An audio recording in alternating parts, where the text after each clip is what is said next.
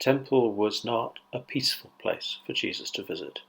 It wasn't a relaxing place. It wasn't a spiritual place. It wasn't a holy place. As he came up the steps onto the main temple platform, what he found himself in was the middle of a cattle market, selling sheep and birds and exchanging money. The busyness of commerce, crowded at the most crowded time of year. This was not what the temple should be like, although Jesus knew exactly what he was going to find, because he visited it every year. As he made his way around the enclave of the priests, the central temple area, to the open area beyond, he moved from market to centre of politics. This is where the rabbis met. This is where the rabbis argued. This is where the country's morals and principles were guided from. And this is where Jesus was headed. He needed to meet these people, because these were the people who were planning to have him killed. When Jesus entered the temple, the chief priests and the elders of the people came to him as he was teaching. And they said, "By what authority are you doing these things? Who gave you this authority?" Jesus said to them, "I will ask you one question. If you tell me the answer, then I will tell you by what authority I do these things. Did the baptism of John come from heaven, or was it of human origin?" And they argued with one another, and they said, "If we say from heaven, he'll say to us, 'Then why didn't you believe him?' But if we say of human origin..." Then the Pharisees went and plotted to entrap him in what he said, so they sent their disciples to him, along with Herodians, saying, "Teacher, we know that you're sincere and teach the way of God in accordance with the truth, but show deference to no one, and do not regard anybody with partiality. Tell us then, what do you think? Is it lawful to pay taxes to the emperor or not?" Jesus was aware of their malice and said, "Why are you putting me to the test, you hypocrites? Show me the coin used for the tax." And they brought him a denarius. And he said to them, "Whose head is this? Whose title?"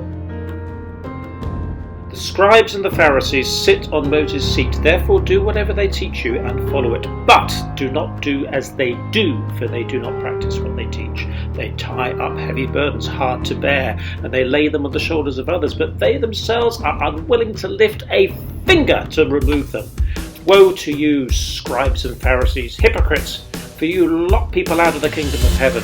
For you do not go in yourselves, and when others are going in, you stop them. Woe to you, blind guides, who say, 'Whoever swears by the sanctuary is bound by nothing, but whoever swears by the gold of the sanctuary is bound by an oath.' You blind fools! For what's greater, the gold or the sanctuary that made the gold greater? Woe to you, scribes and Pharisees, hypocrites! For you tithe mint and dill and cumin, and have neglected the weightier matters of the law, justice and mercy and faith." Jesus went up onto the temple that Monday and that Tuesday and that Wednesday in order to face a struggle. He knew what he was going to encounter when he went up those famous steps onto that iconic building. He knew on the Tuesday, having cleared away all the traders, that they'd be back, because they always were. And he knew that the rabbis and the priests and the professional arguers and debaters were very unlikely to suddenly admit that he was right and change their mind and end their plans to kill him. It wasn't here on the temple platform that Jesus was going to do the work of God, the ultimate work of God. But even so, he had to come. Even so, he had to face his critics.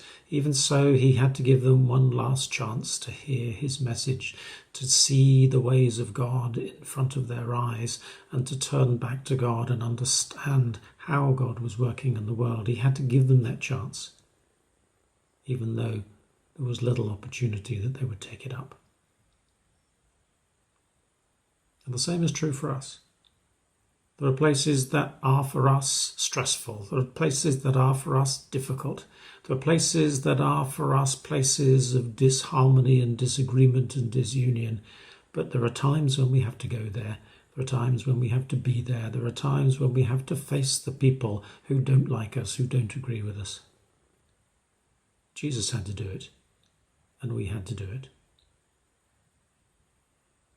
But ultimately, we're unlikely to win people by argument.